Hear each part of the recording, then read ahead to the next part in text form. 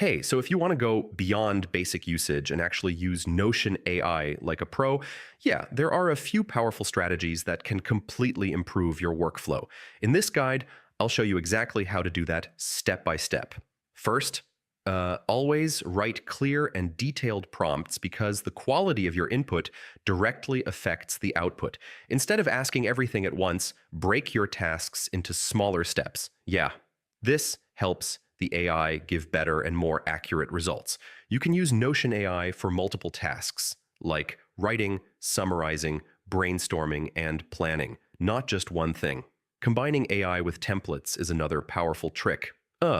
Because it helps you work faster and stay consistent.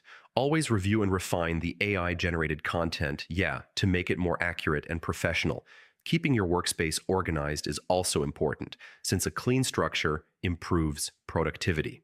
Use AI to automate repetitive tasks and like rewriting or summarizing, which saves a lot of time.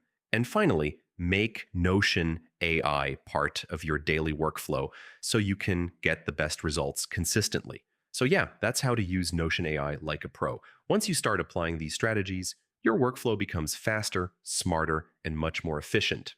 Hey,